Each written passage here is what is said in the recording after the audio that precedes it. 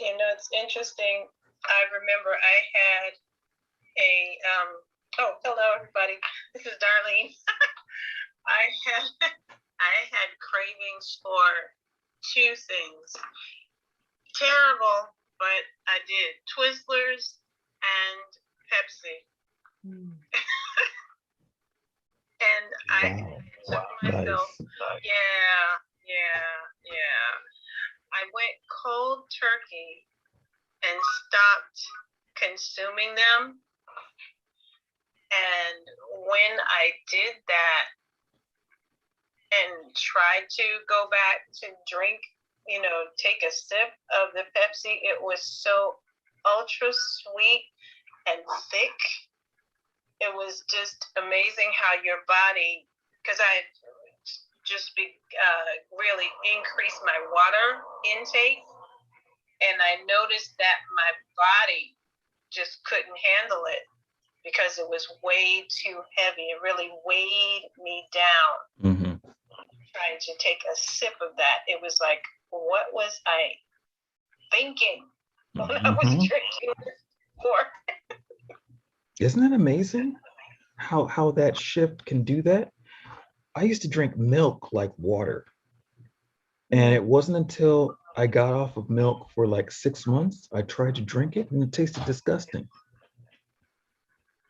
So I see Dr. Jackie has popped up to the floor. Hey, Jackie, Dr. Jackie, how you doing? Hello, Jason and Courtney and Darlene. Thank you for having me.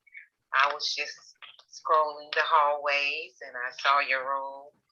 And I think I've been in a room with you, Jason, before. And so I wanted to just join in the conversation. I actually wanted to maybe share something when you're talking about the immune system and sugar. I know that many women in a postmenopausal season of life tend to, because the hormones are imbalanced often during the pre and postmenopausal seasons. I noticed that, too much sugar, too much salt can really throw off the balance even more and affect the immune system in a way that's very subtle. Even for myself, when Darlene mentioned Pepsi, I love cherry Pepsi. I knew there was something I liked about you. And I'm being very candid and transparent. At least maybe once every 2 months, I will give myself that treat, Courtney. And so, but I do have to dilute it with water or ice. But and occasionally the same thing with a slice of cake. I don't bake. I try not to keep sweets.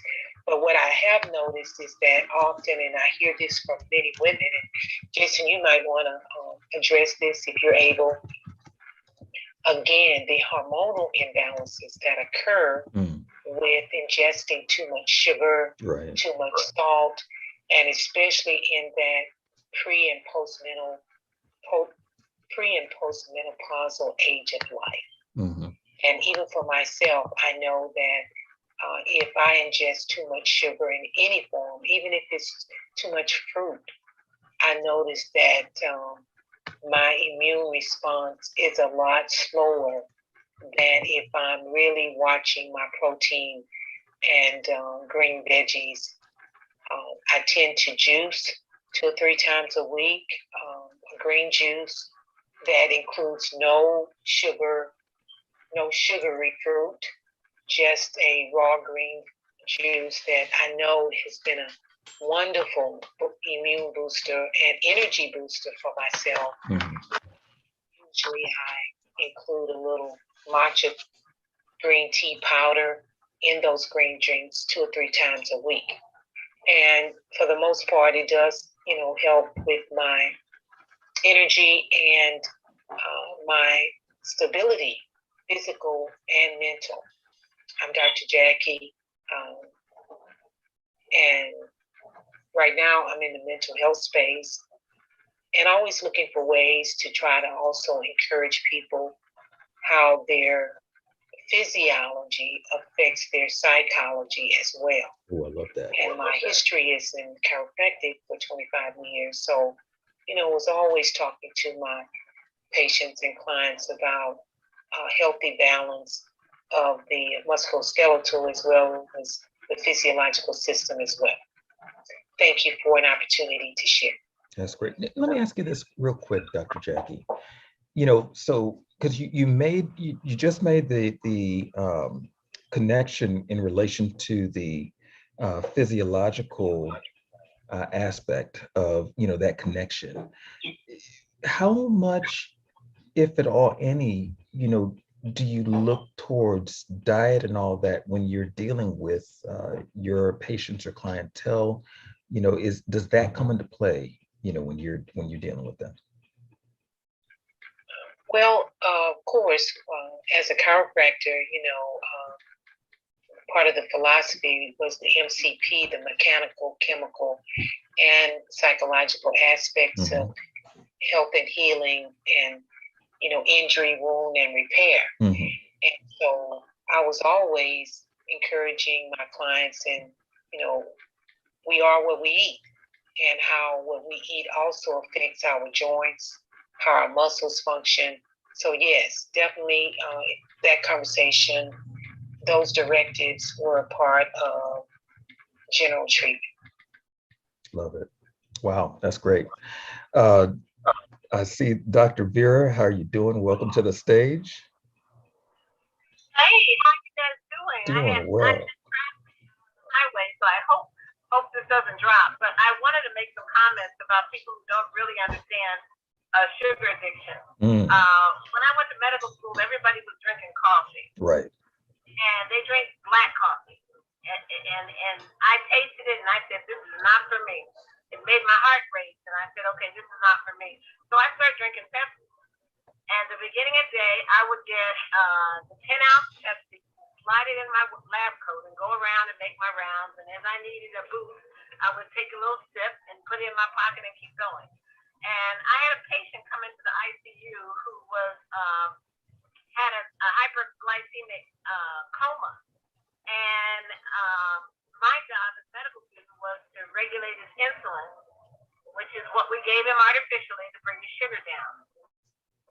And one of the things God let me look at is to watch the patient as he came down from an 800 sugar glucose down to a normal glucose with the insulin that we were giving him and the chemicals that we were giving him. And the man went from fitful, angry, very aggressive, very ugly, to as we got his sugars closer to normal, better.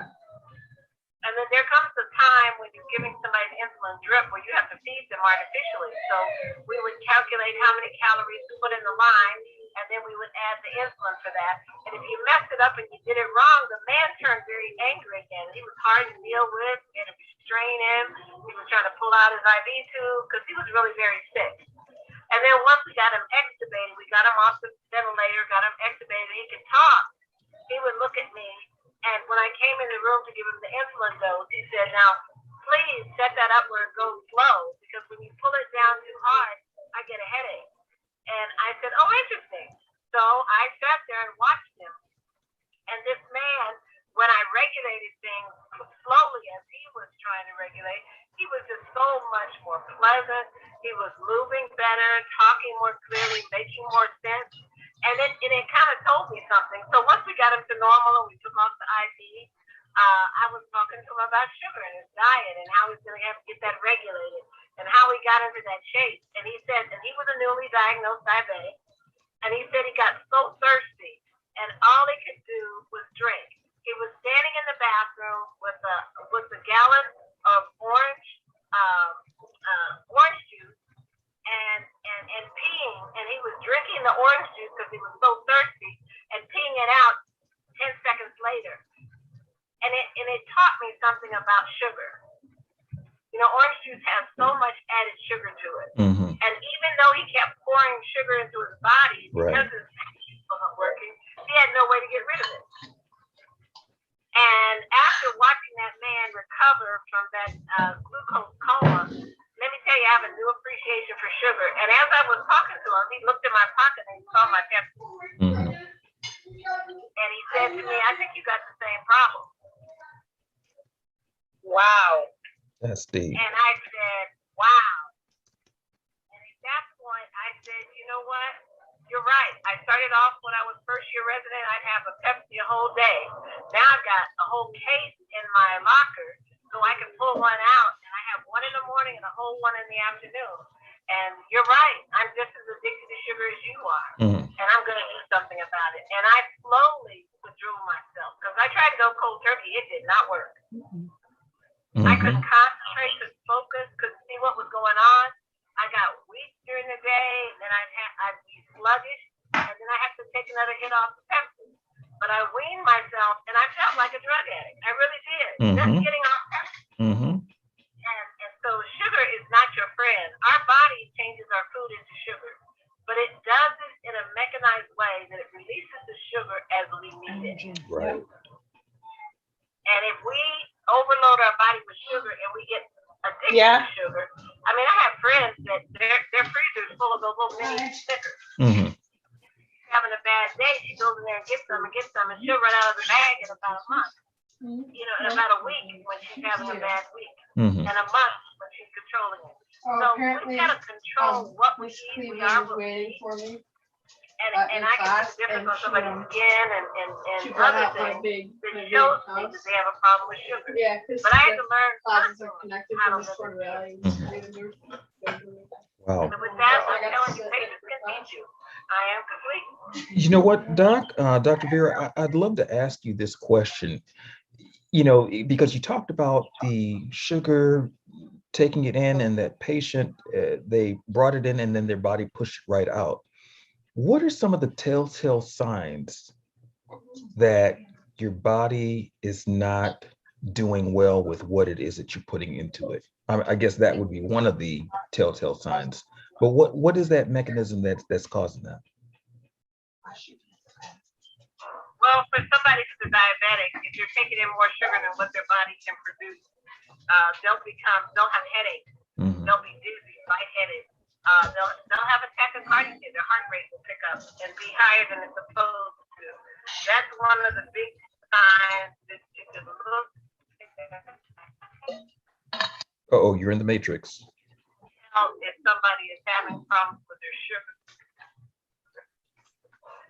But on your skin, you can see a darkening around the ear. Can you look me up? Yep, sure it is. Okay, you're back. Can you hear me? We can hear you now. Right. Okay. Yeah, you can see darkening of the skin. We call it hypertrophic or hyperpigmentation in front of the ear along the stripe of space. Especially in men, you can see it pretty profound. It's kind of like they put on rouge, but it's black. And it's along the cheek line toward the mouth. Okay. You also see darkening around the nail bed, darkening on the back, the center of the back, and the back of the neck. Those are signs of people who are not handling glucose well. But the people will become very agitated. I had a viral illness once that caused some damage to my liver. And for about 5 years, when my sugar got too low, because I didn't have the response from my fat cells from my liver, I would get foggy-headed, lightheaded, and angry. And I knew I needed to go get something. And that's that hungry that people talk about when they have to go eat. Because they can't, I'm not a diabetic, but I have a problem since then in trying to mobilize sugar well in my body. So I have to go get something to eat. And much to many people's chagrin, never try to give a diabetic orange juice unless that's the last thing you have. Try something that has a little fat and sugar in it, like a little peanut butter or milk, instead of trying to give them sugar. Did that answer your question? It did. It kind of, it tells me that you can, because one thing sounds like you're doing something a little bit more, fat and protein based, as opposed to carb-based? Did I? Okay. All right. Yes. Yes. Yes. You have to combine both if you're trying to rescue somebody. In my office, if my diabetics come in, their sugars are low, I never give them orange juice. I always give them something that's got a protein base with a little bit of fructose in it, which is a fruit sugar, and then a little bit of what we call rapid sugar, which is a mixture that we make up. When I was a resident, I went to a third world country where they had starving children, and we were refeeding those children. And one of the things that would happen is some knuckleheads would take a candy bar and give it to a child, and the child would fall out to sea. Because after prolonged starving, you have to feed the child a certain way, and you have to put vitamins into their body before you can give them food. Okay. That's great. That's great. Thank you so much, Dr. Vera. Well, I'm so glad that you're here. And I see, Regina, you have popped up onto the stage. Regina Stevenson, mic is yours. What do you have to share, ask, input?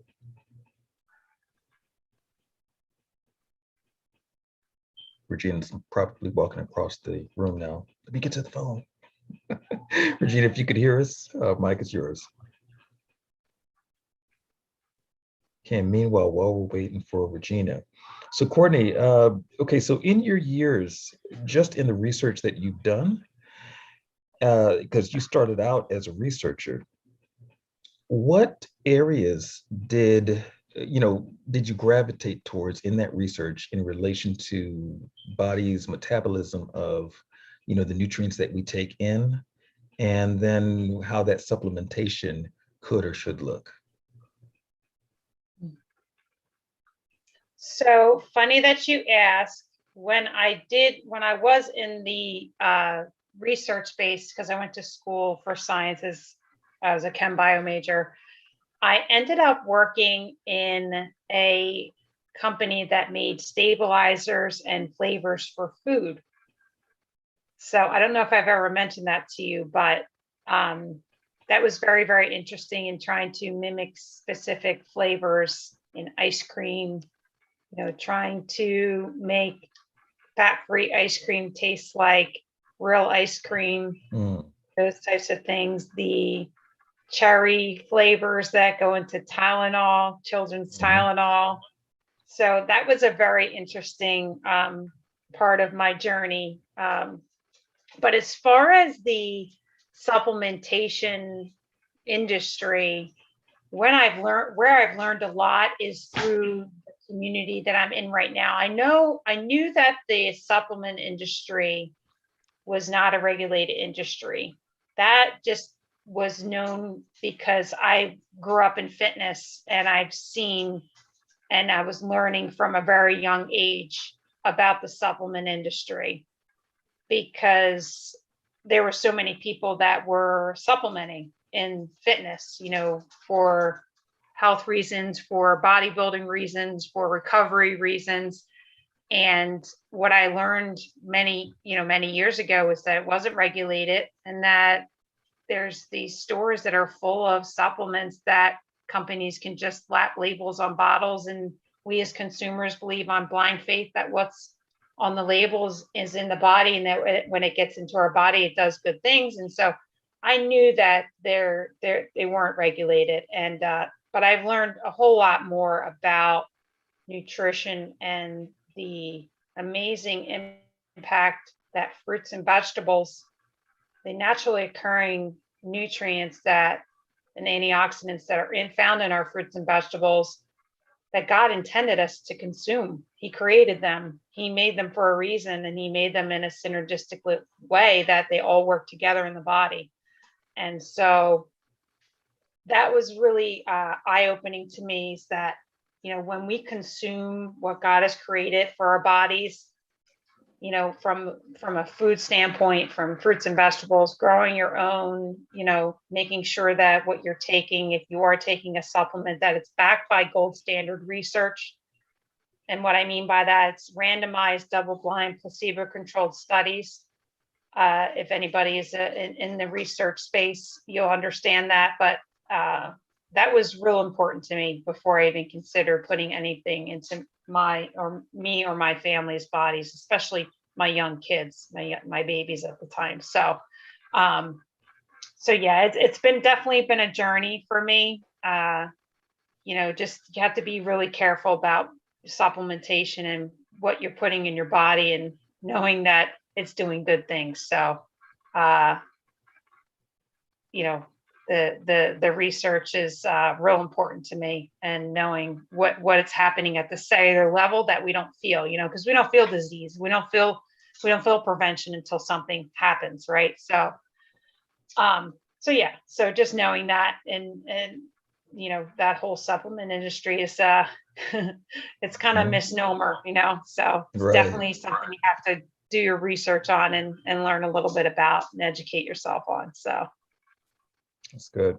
Thank you, Courtney. Appreciate that. I see that we've got Coach DC on the floor. Coach DC, welcome to the floor. Open up your mic and either ask your question, add your value. We're here for that. What you got to say? Hello, everyone. How you doing? This is Coach DC. K.I.S.S. Keep it simple, sweet. Okay, I always don't say the other word, but that's one of the things I try to do. That's one of the things I try to do with my training. Keep it simple. Like today is this week actually is a weight training week, so we do a lot of weight training. Talk about the muscles, how they move, etc. And then we're always talking about nutrition and what's working, what's not working, etc. Attention is and you don't have to show up as stress in your life, in your mind. That weight can actually put more weight on your body, and it does for a lot of people on a regular basis. But I'm always trying to keep it simple. Always trying to flow with life as it goes, and keep it moving. Coach. Coach, I've got a question for you. So in your practice and the time that you've been at the coaching, at moving people from one state of their physical well-being, their health well-being to the next, how resistant or receptive are they to making adjustments in their diet, in their eating plan? Well, it's always about so I don't do right or wrong, but I do what's helping, what's hurting. So I like that. This is harmful to me. This is not helping me achieve what I want to achieve. It's easy to get them on the plan of, okay, so I need to cut this out and start looking at this and start limiting this and make boundaries around it. But you get them to understand that it's part of their why. This is why I'm doing this in the first place, to get these results. And the only way I get these results is if I cut out this food and start putting more of this in my body, then then they get it. And it's an easy sell at that point. Nice. That's good. What got you into that line of work in the first place? Actually, my family. When I was growing up, I was watching my family, and mostly everybody with both ways had diabetes problems, heart problems, cancer problems, all these other things. And when I came up, I said, I'm not doing that. I refuse to do any of that. I refuse to go to the hospital and pay attention to these doctors because it's a practice. They don't know what they're doing. We see that with COVID and everything else. It's a practice. Half the time, they have no idea if it's going to work. So once I understood that, like coming up in the hospital when I was a kid from some craziness, I started taking care of my body and started understanding what works with the muscle, what works with the mind, what works with the breath. And and then put it all together as one system that I call the intensive way. That's great. I love when folks have personal experiences that cause them to make some major shifts in how they approach life and how they influence others to approach life as well. Thank you for that share. Regina, are you available now to share or to ask your question?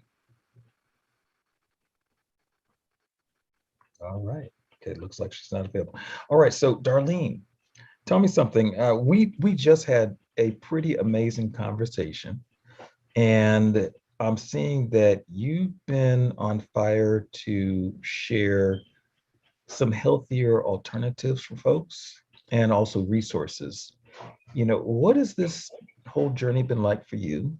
And why are you so passionate about this new trajectory? And I don't even know if it's a new one. I think that you've been kind of on this trajectory for a moment, and now you're using different tools.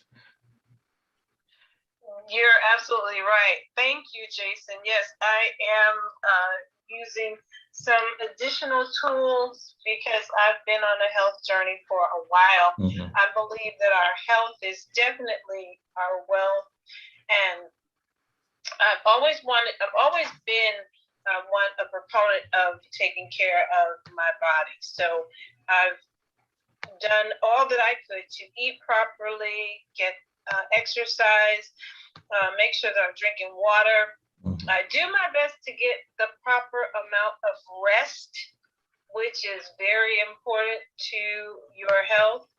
And in 2019, our family went through a shift. Mm-hmm. And with that, my husband had suffered a stroke, and it really pushed me even further to want to continue and kind of like dig deeper into my journey to being healthy, not only myself, but our entire family.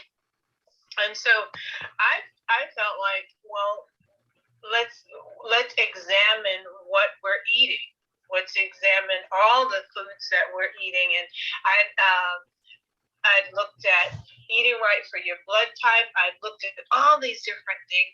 And one of the things that really caught my attention is the notion of eating good vegetation, the vegetables that we consume.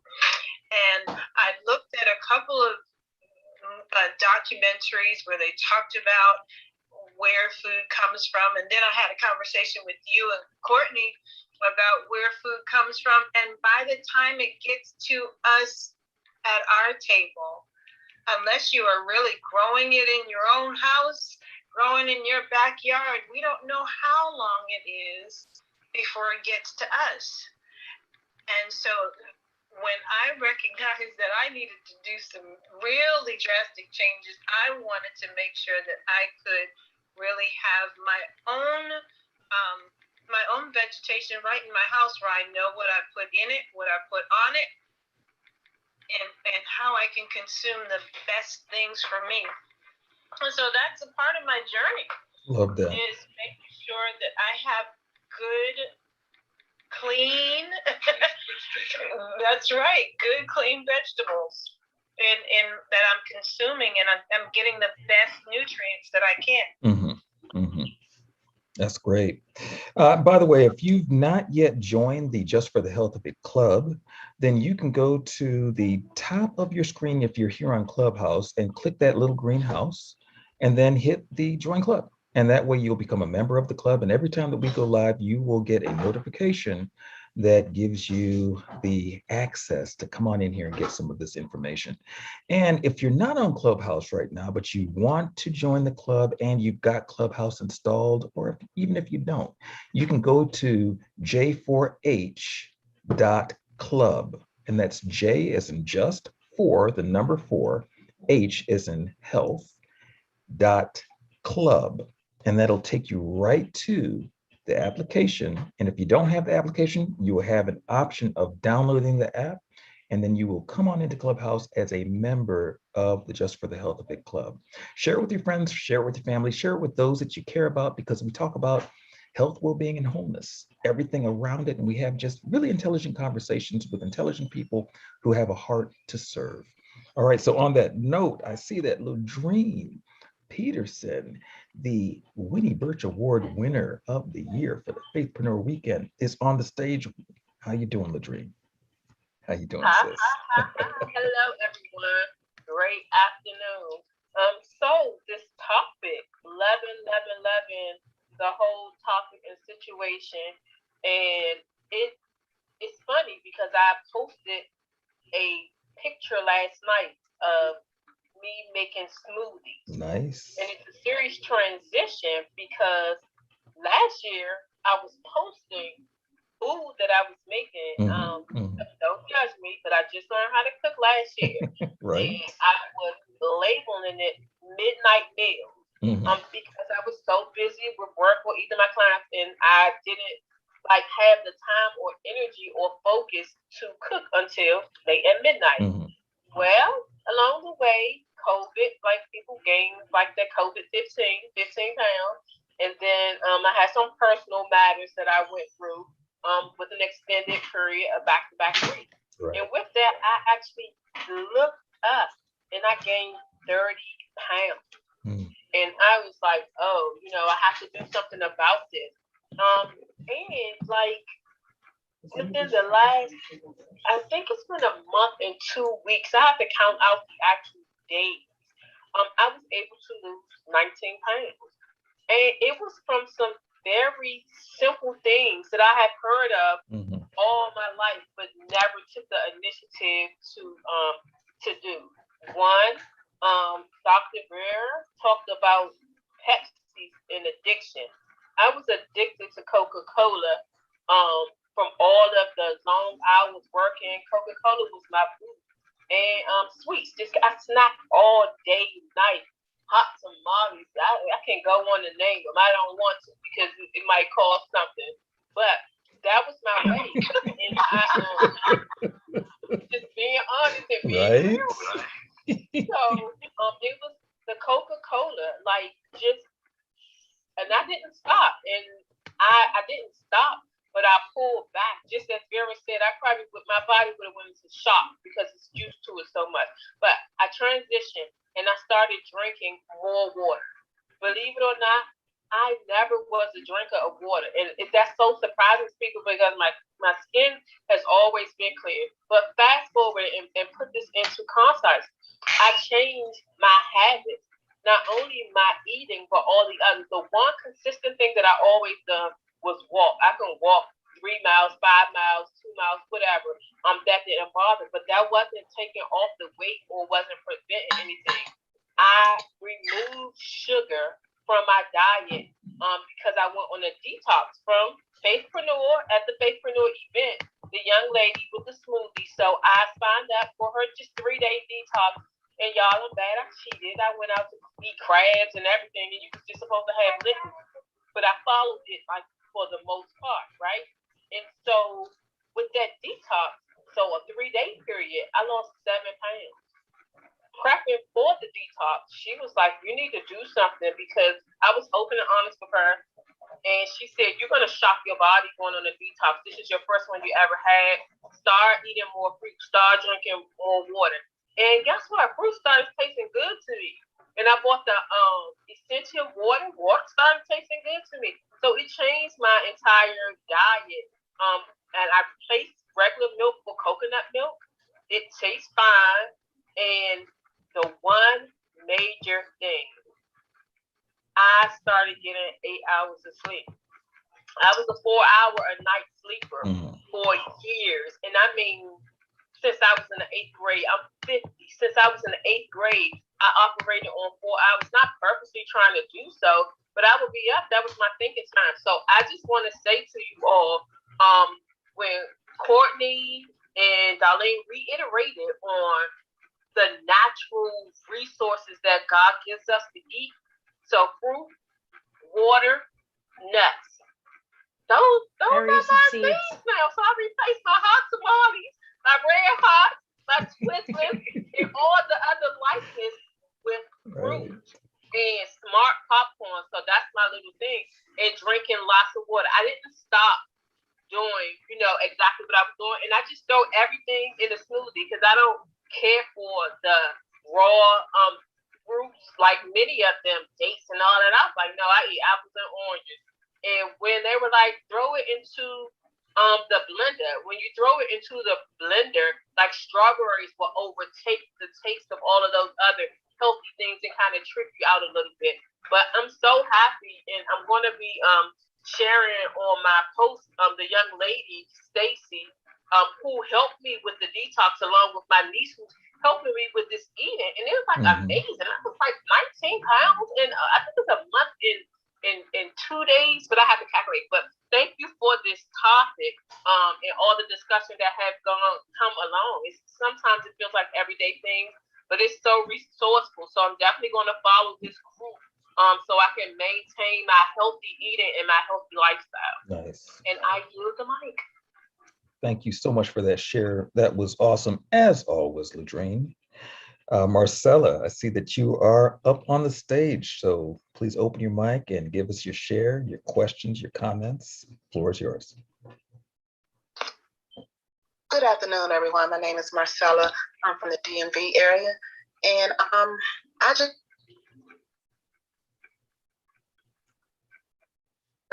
popped in. We just lost you, Marcella.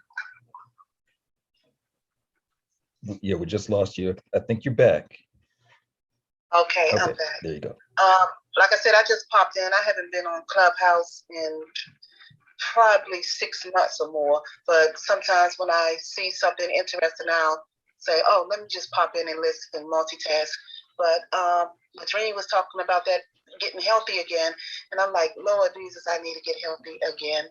You know, I did start my walking again. I started drinking more water, and I try to get my husband to join me in a lot of things, and I'm like, you know what? If he don't join me, I'm just gonna keep on going, you know. So I try to encourage him to join me, but if he doesn't, at first I used to let that stop me from doing what I needed to do because he wouldn't join me. But now I just said, he's just gonna have to see me as an example. Right. That's great. That's great. Well, thank you for that share. And you know what? That's the commitment that makes the shifts. Anytime that we place our results on somebody else's desire to go with us, it easily can tank our results. So it's really good that you're at that place. And it's kind of funny because when we do make those moves, despite what anybody else does or doesn't do, that ends up becoming a very positive and powerful influence for those around us. So good for you, Marcella, on that. Evangeline, welcome to the stage. How you doing? Good evening, Jason. I'm doing great. I am in the midst of picking up kids from school, but I'm enjoying this topic. This is amazing. I am the person that knows how to exercise every day. I can walk 10 miles every day, but I just don't know how to eat healthy. Beautiful, so beautiful. I am definitely interested in the detox and everything. I'm like the lady that got through smoking 2 ladies down about the hot tamales. I'm a hot tamale lady. Right. So, those hot tamales are nice, aren't they? They are nice. They are nice. They're good to travel with on vacation and everything. But I am ready to get it right because I go to the gym 6 days a week faithfully. You know, I do that. That's awesome. But I need to get healthy. Yeah, healthy in my eating and everything.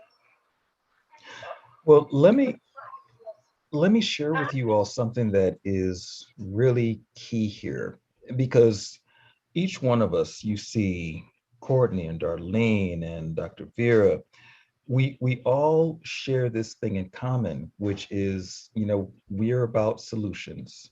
And the one thing that you will never hear a doctor say is stop eating your fruits and vegetables. You never, at least not a doctor that you're going to pay money to and continue to go to. They always say get in a certain amount of fruits and vegetables every day and all that. And so we found a way to make sure that at least at minimum that happens. And so we take these juice powders. Initially, when Courtney shared it with me, I was like, yeah, okay, like I've already got things that I take, you know, but I'm more so interested in growing my own food. So I heard her, but I didn't really pay attention until I started taking them in and giving them to my children and seeing the results. So if you work out, that means that you kind of have the athletic thing going on. Courtney's an athlete, collegiate athlete. That was me. What was that, Courtney? That was me. I thought I was very, there you go. I was healthy, but I was just very fit. I can totally relate to you, Evangeline. Yep, and I'm a former track runner. We used to run like anywhere from 5 to 10 miles a day. And again, unfortunately, they talked about, oh, make sure you eat right, but we never had the blueprint of what that was. What does eating right look like? What should you be looking for in your body? And when you are an athlete and you're not given the right information, then you build a very strong, flawed system, because eventually it's going to catch up with you. There's only so much you can do to your body without replenishing it with what it needs to properly repair itself before it starts to break down.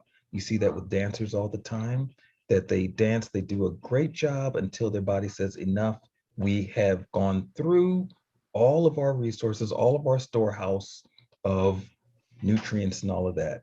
And Dr. Vera may be able to speak to that also. But there is a time when we have to look at how do we replenish all that we lose when we go through our regular metabolic processes every single day. So Dr. Vera, you want to jump in on that? Courtney, you want to jump in on that? Courtney, you shared something about the oxidative stress, so I'd love to dive into that for all of those who do work out a lot and don't put in the stuff that they need in order to help rebuild. Yes, so it's Courtney here.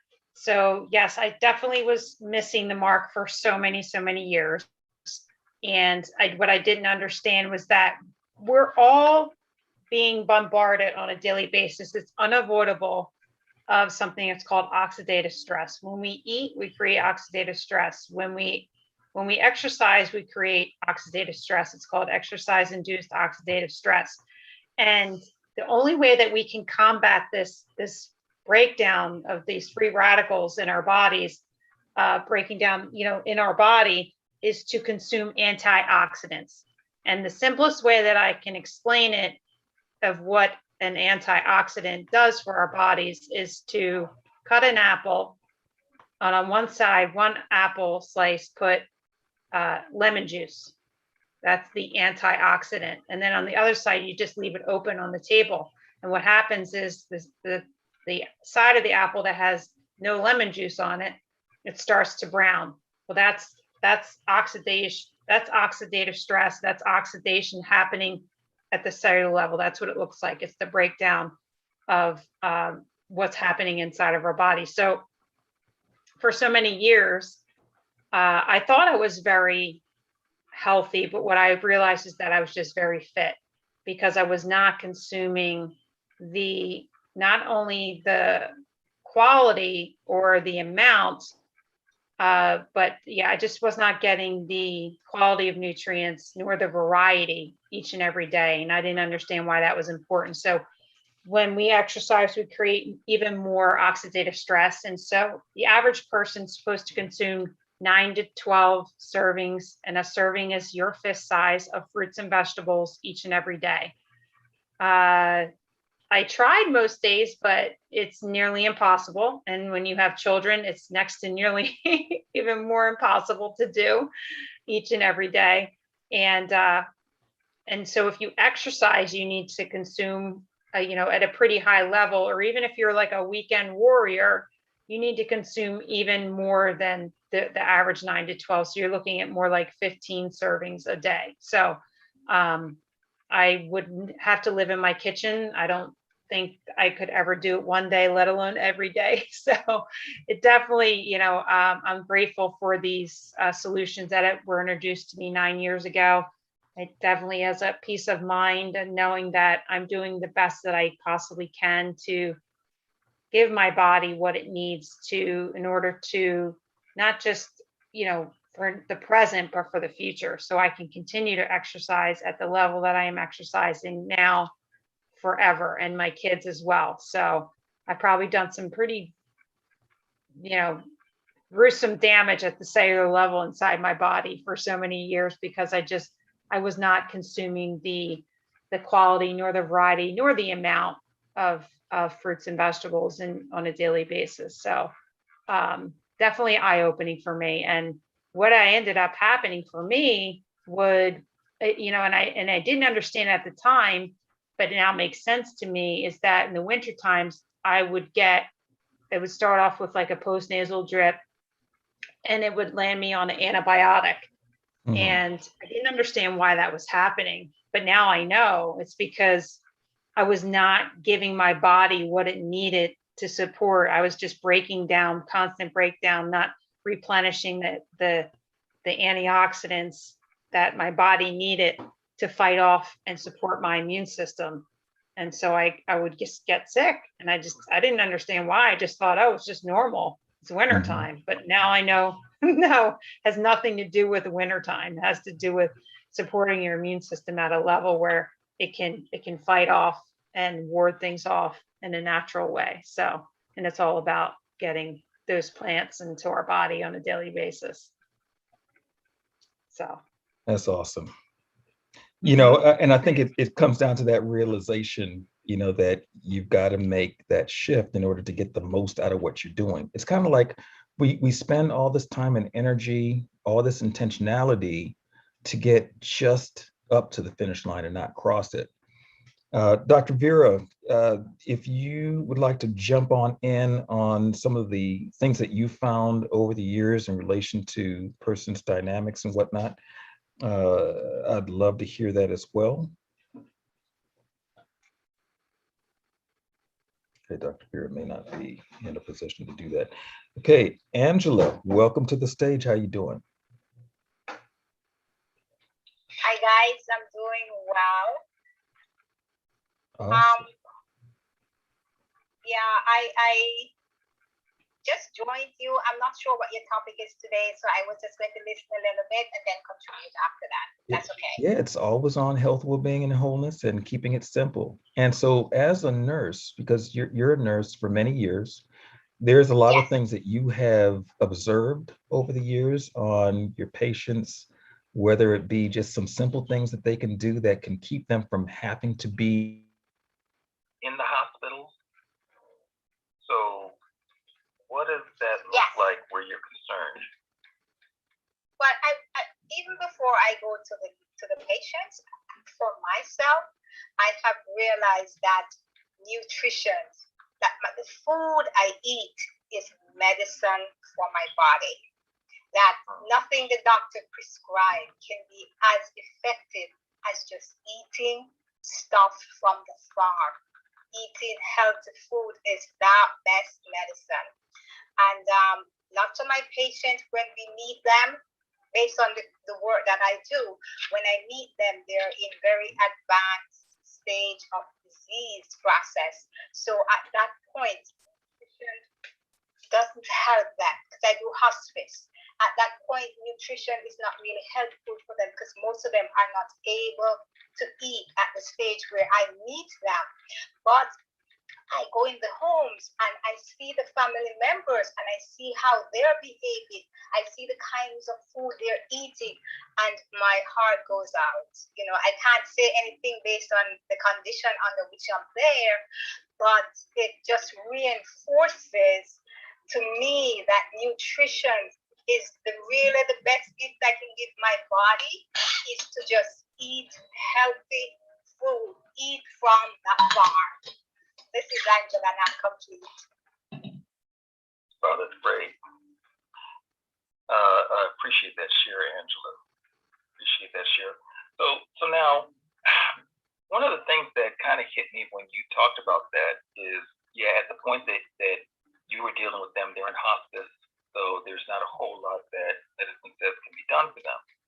And the things that led up to them getting to the point of being in hospice is more what I'm focusing on, is that if we know from now that if we do certain things to ourselves instead of for ourselves, that it can land us up in hospice way earlier than we ever need to be, or cause us to have to go there when we never should have to go there.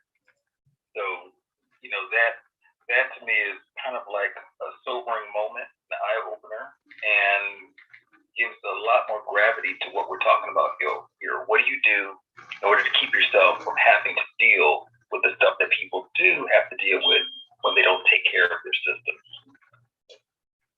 Dr. Vera, you've like dealt with a whole lot of different type of situations, going to different parts of the world to only how to put their own gardens in and all that, but how to manage their health. What have you experienced that is a common denominator, a common thread, that if every one of the cultures that you've been to knew this one thing or these two or three things, that it can keep them from dealing with all the suffering they have to deal with when they don't know it?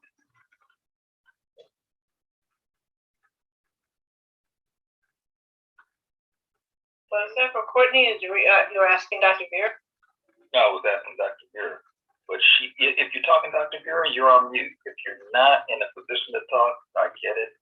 So Courtney, if you have that, I don't know if you would have that information, but if you do, and all the folks that you have seen over the years, of course, not as a medical professional, but as a person who does deal with the fitness of the body, and one who came from that research background, what were the things, if you can speak to this, that folks were missing? It's a common thing that if they just had this one thing, they would fare better in their health.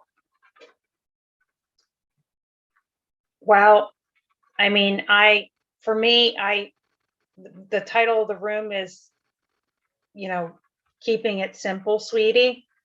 I'm all about simplicity. I feel like me being in the fitness space for 25 plus years, I pretty much have seen or heard about every diet known to man, weight loss program come across my desk or being introduced to me, people asking me, what do I recommend? And what I can tell you is we've complicated things. We have seriously complicated the whole process. And it comes down to simple things. And we've talked about most of them today. Sleep, getting, the right amount of sleep on a daily basis. Exercise, whether it's just be walking and doing it on a consistent basis. I tell people, if you're not a lover of exercise, find something that you love and keep it simple, whether it be getting out and walking around your block every day, just doing that every single day and being consistent about it. The third thing is water, drinking more water. If you can drink half your body weight in ounces every day, that's ideal. But just trying to substitute maybe things that you do drink with water, or adding some fruit, natural fruit, some cucumbers or some strawberries or some blueberries, and flavoring it that way. If you're not really a big fan of water, getting your water from a filtered system would be ideal. Just making sure you're getting less toxic water. And then also the nutrition, the aspect, and that's probably where I struggled the most. I didn't know that I was struggling until 9 years ago. So and so I love the fact that I have these plant powders and capsules and gummies, and that I can grow my own food now. And it just does keep things a whole lot simpler for me and my family. So again, that nutrition piece and getting the quality, the variety each and every day. So grateful for that. But yeah, definitely the nutrition and making sure you have a balance of the micronutrition and the macronutrition on a daily basis. So the micronutrition is your fruits and your vegetables and getting all your vitamins and minerals from them. And then the macros are more of your proteins, your carbohydrates, and your fats.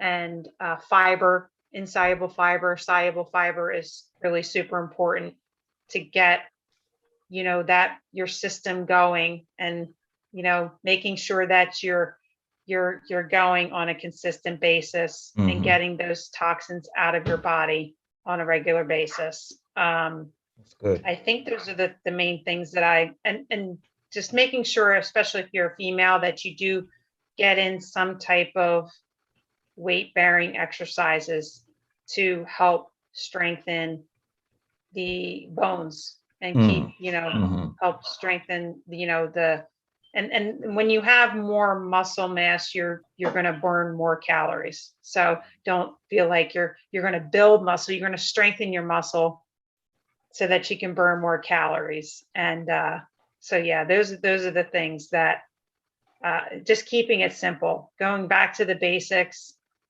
and not complicating the whole process of just more of a lifestyle change and creating those lifestyle habits. And over time, you're going to feel better. You're going to sleep better. You're going to have more energy, and it's all going to go together. So just making one simple change is what I call at a time, and creating those habits on a daily basis over time will have a significant impact on your health. That's great. That's great. Thank you. Thank you for that. And you know what? I think that you made mention of just, and I'll talk about just from an elimination standpoint. We don't tend to look at just some of the basic things. If you eat a meal, you should get rid of a meal. So if you eat 3 meals in a day and you only go to the restroom once, that's 2 meals that are still in there somewhere. So those habits, elimination habits need to be on par. And if you don't have enough water and fiber or enough of the substances that help your body to naturally move the waste out, there's going to be problems. And the problems show up like different issues. They could show up as a high blood pressure. They could show up as an inflammation because your body is now having to be, it's being bombarded with the toxins, and those toxins can be very acidic. And acid on certain tissues creates inflammation. So the body has to now, it has to protect itself. So it may create more mucus. It may thicken up. There's different things that may happen that keep your body from doing what it should normally do. Respirate, eliminate, perspire, all of those things. If the inflammation hits, you cause major challenges. As a matter of fact, I was just listening to a lecture, and it was talking about that heart disease is an inflammatory response. Yep. High blood pressure, inflammatory response. Yep. So if those are from inflammation and you're doing things to cause inflammation, the first role of business would be, for your health that is to remove the things that cause the inflammation. And how do we do that? With the proper free radical scavengers, antioxidants, which we get them from fruits and vegetables. Even when you see them in the supplement world, okay, because we're not talking about supplements, but in the supplement world, they even refer back to the natural fruits and vegetables and berries and barks and seeds and things like that. They extract those, synthesize them, put them into a formulation, and then sell them back to you. As opposed to extracting the things without adding the chemicals and things like that. So that's why you will have on those labels, hey, you can take one of these, don't take 2, because if you take 2 or 3, you may need to call a poison control center. You have to think about that. If something can be toxic because you've taken just a few too many, maybe there's a certain level of toxicity at the smaller portion. You just don't know about it. Those are things that I think about. My mind just logically goes there. Now, I could be wrong. I mean, I'm not a one who is so learned in physiology and how the biochemistry works in your system. I have done more reading than most, but that's not my given field. So it's just one of those things that my mind logically goes to, hey, wait a minute. If it's toxic at this level, I take 2, it's toxic. It's kind of like when you see the toothpaste bottle. They say if you swallow it, call the poison control center. Maybe I don't want that in my system. Most people don't know about that. Maybe I don't want that in my system. So, just food for thought, no pun intended. And so we're going to do popcorn style because we're coming down to the close. And by the way, if you've not already joined the club, go ahead and click on the green house at the top. If you're not on Clubhouse. If you're watching this from Facebook or YouTube or the Twitter feed or any of the other outlets that we're on right now, go ahead and join by going to visiting J4H. That's the letter J, the number 4, the letter H .club. And it'll take you right to the club for you to join, and you can get more of this great information that comes to the club weekly. So, popcorn style, any takeaways, any ahas, any shares that you'd like to make before we end the broadcast today?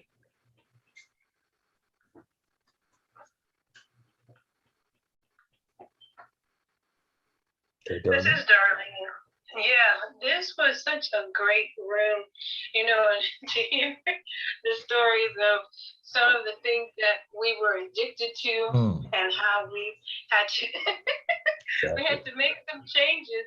I think that it only goes to show that we first made that change in our mind, and we understood that it's important for us to make a mindset change, and then our bodies will follow what our minds tell us, because it's all in our mind, it's all in our head. And if we really make a decision that we are going to be healthy, and we tell ourselves that on a daily basis, we will conform and we can be our best. And I'm finding that every day I make that confession. I'm going to be healthy, and I'm doing this for legacy's sake. Yes. That's making all the difference in the world. And I'm thankful to you, Jason and Courtney, for hosting this room, and for the clubhouse being in existence, you know, for this clubhouse being in existence, because it's really giving us good, literally, food for thought. Thank you so much. I appreciate it. And Darlene, I yield my mic. Thanks so much, Darlene. This is Angela. My takeaway is that our health is a gift, and we have a responsibility to manage it as best we can. And as Courtney said, it can be as simple as making sure that we're drinking enough water, we're flushing our bodies, drinking enough water. We're doing simple things like walking, some form of exercise. Because when we take good care of our bodies, then we show up better for our loved ones, for those we're responsible for. And I think we give them, you know, it's a loving thing to do for yourself, but it's also a gift to your loved ones to have you there and to have you healthy. So start simple, but take the steps and be consistent at it. This is Angela, and I yield the mic. Awesome. Thank you so much, Angela. Anybody else would like to share? All right, Courtney. Well, I'm just, you know, I always like to close our rooms. I do say this quite a bit, but don't wait for a problem to occur. Start practicing prevention today. Don't wait. 75%, Dr. Bill Sears, if those of you who don't know him, he's a world-renowned pediatric doctor who's written over 33 books. He's incredible, but his quote is 75% of all chronic disease is preventable. So, you know, there's some startling statistics that I don't enjoy reading them off, but they're a reality. But I'm here to let everyone know in our club that you don't have to be part of the statistic. And here's some of them. 1 in 3 people live with some form of cardiovascular disease. 1 in 3 women will develop cancer. 1 in 2 men will develop cancer. 1 in 3 people will develop diabetes by 2050. 1 in 3 is obese, and 116 million people are living with chronic pain, and that the US national health care expenditures are approaching $3 trillion a year. Dr. K.I.S.S, he also has a quote that I like to share. This may be the first generation of children to have a shorter life expectancy than their parents. That is so wrong.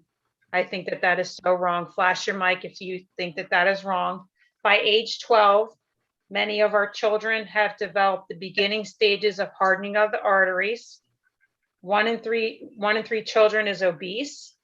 1 in 3 children today will develop diabetes in their lifetime.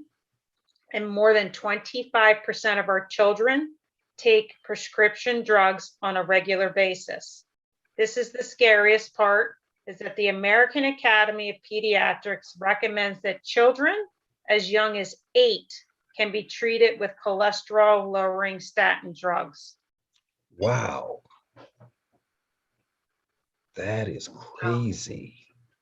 Yeah, that's why I'm on a mission to do what I do on a daily basis, because those are really scary, and I don't think that that is right. I don't think anything what I just said is I don't know, I just don't, there's something wrong with that.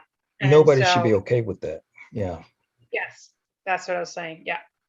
Mm-hmm. So yeah, and if I can make a small and help a small percentage of how many millions and trillions of people, then I'm going to do it. So yeah, we do have more control than we think we do, and it all starts. It's a lifestyle change. So I'm glad we're hosting the room, and I hope everybody got value from it. Yeah, I am too. And you know, those stats, I remember years ago, and this was, I mean, years and years ago, there was a report of this 8-year-old who dropped dead of a heart attack. What business does an 8-year-old have having heart disease? Childhood obesity is through the roof. And nutrient void foods, quote unquote foods. I'm gonna have to put the air quotes up when I say foods there.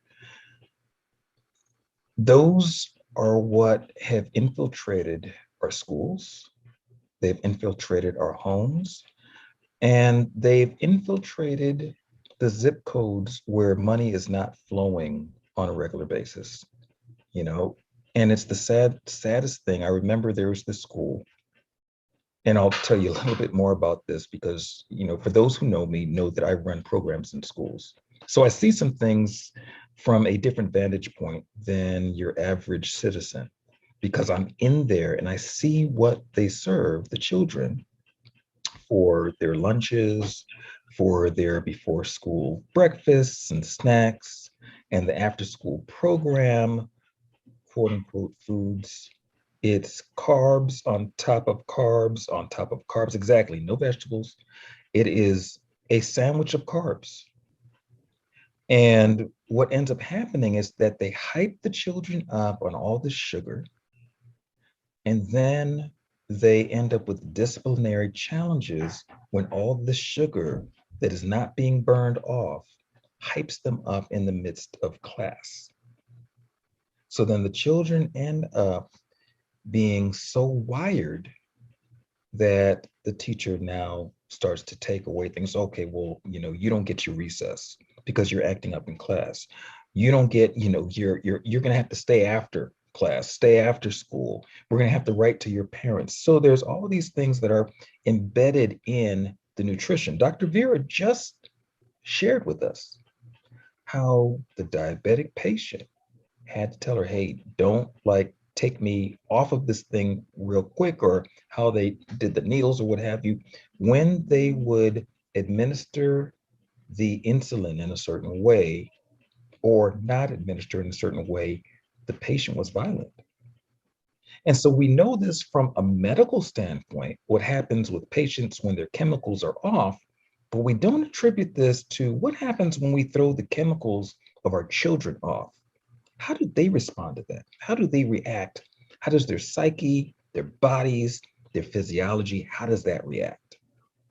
And so if we don't take the time to address that now when we can in the homes, when they've got the ability to get the nutrition into their systems before they go out to brave the elements of the world, we're doing them a huge disservice, because they grow up to become parents who don't know that there is a foundation to health, well-being, and wholeness. And then they get stigmatized, labeled, and it's all down to chemical imbalances that are caused by what they put in their mouths. They end up with diseases that 75% of which are avoidable just based on diet, based on what they put in, consume, and absorb. So we're on a mission here in order to right the wrongs by supplying the tools, the resources, the information, the knowledge to help supplement or add back what was taken away.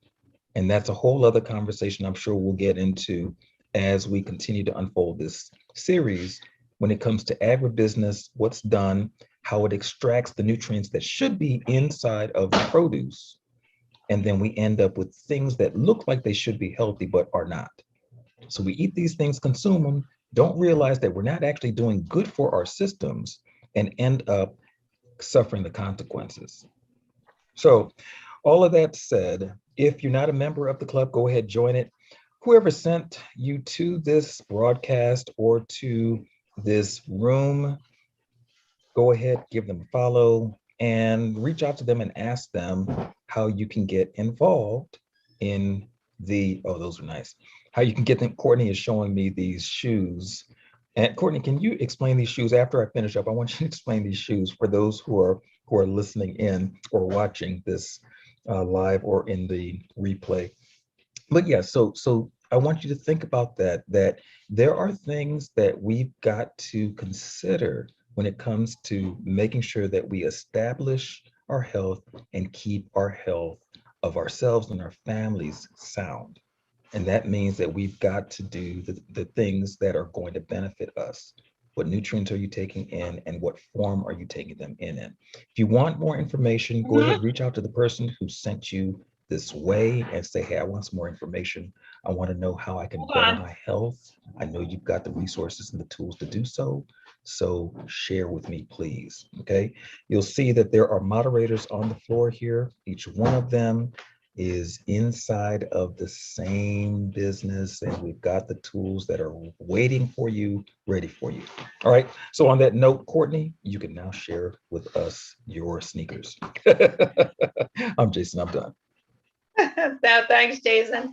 Yeah, I keep forgetting we're on, but I've been waiting for these. I teach group fitness. I've been teaching group fitness, and I teach a program called Body Attack, and I need a certain specific shoe to teach my Body Attack class in. So, and I just finally got around to ordering my new sneakers. Okay, so we're gonna have to call those your attack gear. Okay. Yes, they're my attack gear. Right. They're my A6, nice. and I order them online from a place called Halliburton Sports. Yeah, so they come in different colors. I just keep getting the same sneaker. Nice. You know, that's another thing is if you're exercising, make sure you get the proper footwear for your exercise, because it does make a difference, and not everybody's foot's made the same. So find yourself a good sneaker store, shoe store that will help mold your foot to the right sneaker for you. A6 are my gig, so, and a specific A6. So nice, yeah. Nice. Well, you know what? We may have to do a room talking about that on one of these keep it simple, talks, because again, our feet move us around, but we don't pay a whole lot of attention to them, and we should. All right, so on that note, looks like we are at the end. And so for those of you who found value in the room today, please go ahead, make sure that you invite others to it. We are on, at this point, every Thursday, 11 a.m. Pacific, 1 p.m. Central, and 2 p.m. Eastern. I am the Jason Hodge. I am here with my co-host and co-producer, Courtney Rebecca Flaherty. Thank you for coming. And oh, there's Oreo. And we will see you next week. Have a great one.